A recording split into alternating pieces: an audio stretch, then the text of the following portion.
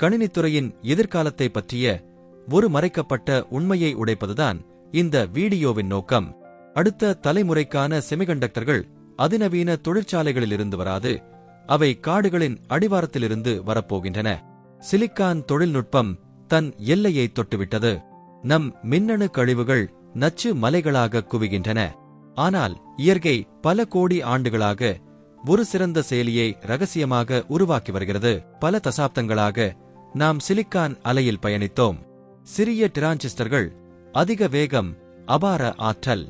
ஆனால் சிலிக்கானுக்கு ஒரு முடிவு உண்டு. இப்போது நாம் அணுக்களின் அளவில் வேலை செய்கிறோம். வெப்பத்தை கட்டுப்படுத்த முடிவதில்லை. சுற்றுச்சூழலுக்கு ஏற்படும் பாதிப்பு அதிர்ச்சியளிக்கிறது. 2030ஆம் ஆண்டிற்குள் ஆண்டுக்கு 7 கோடி டன் மின்னணு கழிவுகள் சேரும். இந்த அதிநவீன தொழில்நுட்பம்தான் பூமியின் அழிவிற்கும் ஒரு காரணமாக இருக்கிறது. காளான்களின் மின்கடத்தி மைசீலியம் நமது மின்னணு சாதனங்களை நாம் வளர்க்க முடிந்தால் எப்படி இருக்கும்? காளான்களின் நிலத்தடி வலைப்பின்னல். இது மின் சமிக்ஞைகள் மூலம் தொடர்பு கொள்கிறது, தன்னைத்தானே தகவமைத்துக் கொள்கிறது.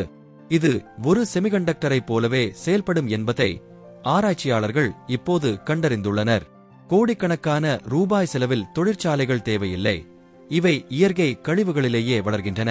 புரட்சிகரமான மாற்றம் இயந்திரங்களை விட உயிருள்ள அமைப்புகளால் கணக்கிட முடியும் என்பது நிரூபணமாகியுள்ளது. மைசீலியம் அடிப்படையிலான அமைப்புகள் தானாக வளர்கின்றன, பழுதானால் தன்னைத்தானே சரிசெய்கின்றன.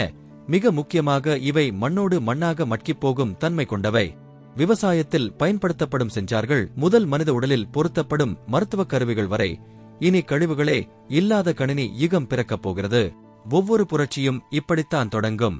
முன்னேற்றம் என்பது வெறும் வேகம் மட்டுமல்ல, அது சுற்றுச்சூழல் பாதுகாப்பு என்பதும்தான்.